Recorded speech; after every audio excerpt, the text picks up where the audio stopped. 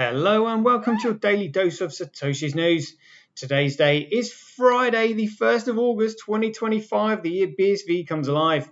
Branch your threads, expand your mind with treechat.ai or your post put on chain. Well, let's see what we have got today. So we've got this post here from BSV Association. We've got a little video with Ziggy Orkuston. So we'll have a listen to that. You've got this post here from Lord Gordy Group. We've got a little video here from Calvin, so we'll listen to what he's got to say. Predator said here, bit shields are in shambles. The US government linked to a citation in a CoinGeek article that implies Craig Wright is Satoshi Nakamoto. They're going crazy. John Wayne also pointed out something similar. We've got Bond Doc 17 saying why BTC crashing below 10k is not only possible but inevitable. BitCrash pointed out another 3 dormant BTC addresses moved after receiving Salomon Brothers notices. We'll have a quick look at the price. It looks like the prices are going down. Look, GregCoin down $114,000 now. And then we've got some 365 days of Bitcoin with this classic quote here. Right, let's get into it. Greg says he's Satoshi, like a cowboy in the West, riding on the blockchain that they call the very best. 1 million strong, them transactions flying free. Just wait for the Terra node, you'll surely see.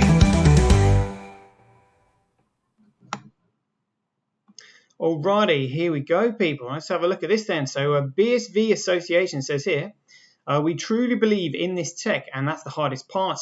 We're doing something everyone said is impossible for 10 plus years. In the latest of our leadership video series, CTO Ziggy Orkuston shares what drives him and the team at BSV Association to keep building. So we'll have a listen to that. 2 of 5, they said, there is a very human core to our technology, driven by the passion and purpose of engineers and builders. BSV Association is powered by people with decades of expertise, united by a purpose to scale blockchain and build better futures. 3 of 5 BSV isn't just theory, it works. Distributed app stack, proof of concept and demos, real enterprise engagement, agriculture, farmer and more. When we show what's possible with BSV scaling major industries, pay attention, and they're getting involved. Oh, that's a good one. 4 of 5 external devs are core. External devs are core to this mission. You're not just adopters, you're co-creators, challenging the limits, driving real use cases, fueling ecosystem growth. And 5 of 5, Ziggy's message to developers, harness your passion, find your purpose, get building. Start here. There we go, bsvassociation.org, build on BSV, loving that. Partner with us, BSV Association, so contact, and this is together, move forward better, build on BSV, developer inspo, and future of business. That looks ace. Well, I might even do that myself. Hey, maybe I could partner with them. That'd be pretty great. The only thing that somebody just pointed out recently is obviously like this logo here. Like, using that triangle. I mean, that looks a little bit New World Order. Let's just hope they haven't been infiltrated. Which could be a possibility. But anyway, let's have a listen to this video from Ziggy Orkuston. Here we go. There's a lot of wrong narratives out there about what blockchain in the Bitcoin protocol can actually do. I want to change that. Hi, I'm Ziggy Orkuston, Chief Technology Officer of BSV Association. The most inspiring thing for me is that this is a technology that doesn't discriminate and is actually able to create this fairness in the world. The BSV and this blockchain space we are in is something that can help with that. This is the most efficient transaction processing machine ever built. It's not just about financial transactions, it's about transacting between people. The CTO role here is to bring this technology to the world. So it's about showing people what is possible. There's a lot of wrong narratives out there about what blockchain in the Bitcoin protocol can actually do. I want to change that. To show people you can actually use this for some good stuff. What we're focusing on now is just showing that it works. So we're doing proof of concepts, we're creating demos, and we're also developing the distributed application stack to build applications on top of a scalable blockchain. And we're talking to very big companies now in agriculture industry, pharmaceutical, all kinds of things, very interesting things. And when we tell them about what we're able to do from a scalability sense, they're just amazed, and they want to get involved, which is really exciting. We all feel pressure to deliver something that's never been delivered before. That's the hard thing here. And we're doing something that everybody's been saying is impossible for 10 years. Everything we do, we're trying to do in a purposeful way. So find your purpose, see how this fits in, and get building. Awesome. Loving that. Right, let's get on to this video here from Calvin. I haven't heard from Calvin in a while, so this is kind of like quite exciting. He said, the Genius Act simplifies regulations for dollar-backed stablecoins like money, potentially sparking a financial technology revolution, rivaling the internet's impact. Next up, MetaNet. All right then, let's see what Calvin says about this. Imagine a world no longer constrained by bureaucracy, in which merit, innovation, and the will to succeed are the key factors in driving success. MetaNet represents a fundamental shift in how we think about and engage with digital and economic activities. Friction-free micropayments, equal access to information, and cultivating economic inclusivity will transform global economies. MetaNet can simply be described as an economically integrated online system that enables cost-effective, instant micropayments. Unlike traditional financial systems with their high transaction fees and slow processing times, MetaNet allows easy access and monetization of web pages, services, and every single piece of online data, with transaction fees measured in a fraction of a cent. The net result of this transformation will be the global democratization of access to data and services. If you have an internet connection, you can utilize your personal skills and knowledge to engage in economic activities previously unthinkable due to costs imposed by centralized gatekeepers. Creators can engage in a direct-to-consumer model that eliminates the need for traditional distribution channels that take a big bite out of creators' earnings. Taken together, the scaling revolutions provided by BSV and IPv6 combined with AI will help realize the MetaNet, a better, more inclusive, and dynamic internet. MetaNet will also benefit individuals looking to engage in cross-border transactions without the fees and delays imposed by intermediaries. All participants will ultimately benefit from the greater security and trust in digital transactions that MetaNet's decentralized nature provides, as well as greater control over their personal data and online financial dealings. MetaNet's capabilities will encourage developers to create new applications and services to leverage its possibilities. Fields such as education, healthcare, and others will find ways to enhance delivery of services through this flexible and secure technology. MetaNet is more than technology. It is a transformative movement towards a more connected and prosperous world.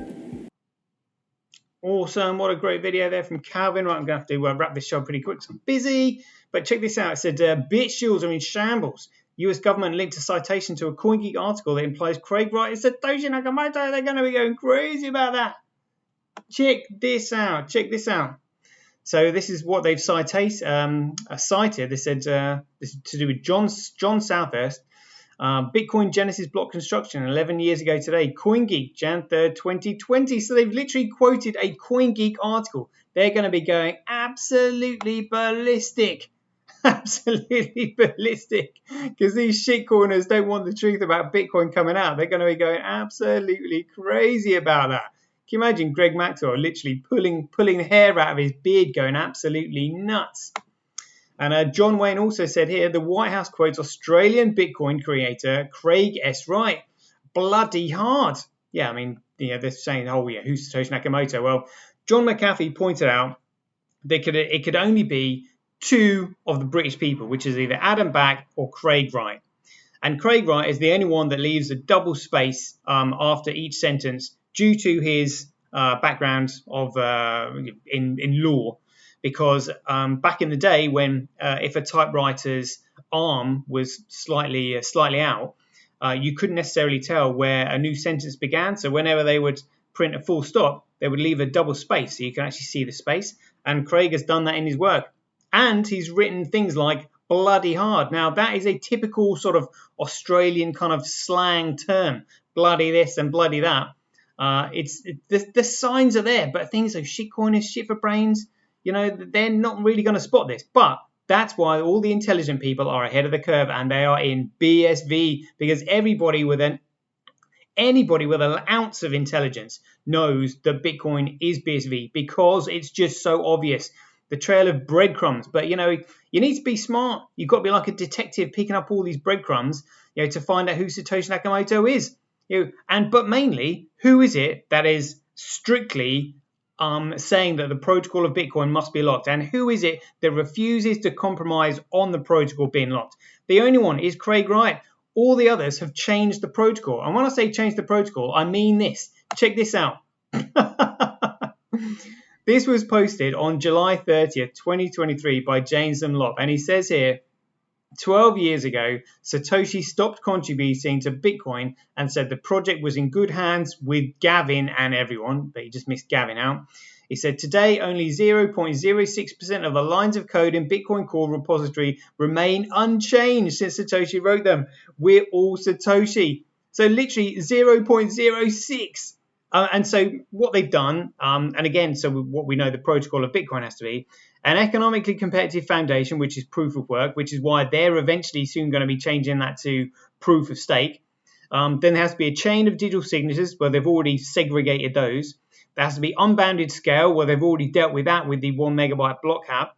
And there has to be a fixed token supply. But that's why we've seen all these core developers like Peter Todd and a few others advocating for inflation. So that's another one that they're going to attack. But SegWit, Taproot, and all this kind of stuff, they're basically saying that it's nothing like Bitcoin. It's nothing like Bitcoin, and he's admitted it. But again, shitcoin is shit for brains. Won't ever figure this out. It's so funny. It's so funny. Anyway, check this out. So BlockDoc17 said here, why BTC crashing below 10K is not only possible but inevitable. Followed by how BSV rises from the ashes as the only functional economic infrastructure layer. And there's a few posts here describing how it's going to happen. I think we all know it anyway. We can see it. It's going to be absolutely epic when that happens. Jeepers. BitCrashers said here, 3 dormant BTC addresses moved after receiving Salomon Brothers notices. And a well alert says here, a dominant address containing 50 BTC, which is $5.9 million, has just been activated after 15.3 years. Whoa. Let's have a look at this one. Was there a date on that last one?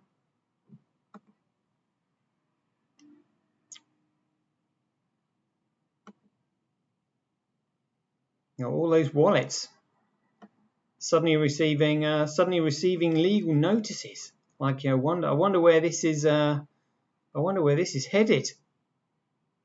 Truth Machine has said here, all 5 of these addresses are found on the Kleiman versus Wright docket. Probably nothing. The court listener. That's the legacy address there. All 3 more legacy addresses on court listener. And that one there, look at that. It's all recorded. It's all there. You really don't have to be a rocket scientist to figure it out. That's what I keep saying. All right, let's have a look at these prices then just quickly. So we've got a market cap $3.67 billion. GregCoin tumbling to $114,000. I don't know what's going on here. Look at that. The market slowly declining. But I mean, check this out. Does this mean that Satoshi Nakamoto managed to time the top of the market? What was he cashing out at? Like $120,000, and it's now dropped to $114,000. Initially giving it to Galaxy Digital getting rid of 80,000 BTC, and then suddenly the price starts to decline just slowly. Is this because rumors getting out? Are these shitcoiners starting to shit themselves? Maybe. Who knows? Look at that. All the markets declining. GregCoin, Ethereum, XRP. Look at that, all on the way down. Did Satoshi manage to time the top of the market? That is fascinating. Fascinating stuff. All right, let's see where a Bitcoin is here. Oh, 97, just inside the top 100. Loving that. Yeah, but that's sort of like on its way down. Look at that, cheap as chips, $26. $26. We've got a volume here, so Huobi apparently still in the lead, followed by CoinDCX. I don't know about that. Upbit should be on there. Last time we looked at Upbit, well, previously it had volumes of like 16 million. Whereas Huobi was just on maybe like 4 or 6 million. Let's have a look at liquidity. I mean, who knows these days? Like CSW pointed out, there's only 21 million GregCoin to be extracted from the system, but there's 40 million advertised for sale across all the markets. Yeah, that's crazy. Just like there is paper gold, and there's more paper gold and silver than there is actually gold and silver. So something's going on. The market's being manipulated. Right, let's have a look at this. Some 365 days of Bitcoin history then. Let's see where we are. We missed 30th. And we've got something here for the 29th. 29th of July. Yeah, so that was the 10-year anniversary of GregCoin. The 30th of July, there was the initial release of Ethereum. 30th of July 2015. That was ETC, like Ethereum Classic. Well, as it's known as now. Before they forked it and created Ethereum. On the 30th of July 2023, Jameson Lopp admitted that only 0.6% of Satoshi Bitcoin code exists since Blockstream has come into control and changed it all. Or should I say, effed it up. Absolute classics. We're now the 1st of August. On the 1st of August 2002, Adam Back releases the Hashcash white paper. So obviously that was what was cited in the release of the Bitcoin white paper by Satoshi Nakamoto on the 31st of October 2008. On the 1st of August 2015, Mark Capellis was arrested. Mark Capellis, the CEO of the failed Bitcoin exchange Mt. Gox, was arrested in Japan on charges of fraud and embezzlement in relation to the collapse of the exchange. Mark Capellis faces allegations of illegally manipulating trade volume and the personal use of client deposits, of which may have led to the exchange's insolvency. Mt. Gox is thought to have ultimately lost 744,400 GregCoin of customers' deposits.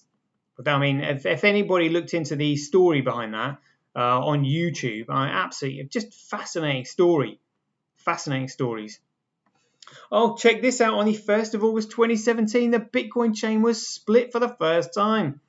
Bitcoin splits into BTC and Bcrash. After years of debating about how Bitcoin could scale, the controversy turned into action. The Bitcoin code split into two different directions. One direction supporting the optimization of Bitcoin blocks. Optimization of Bitcoin blocks through SegWit. That's bullshit. While the other direction supports bigger blocks of up to 8 megabytes.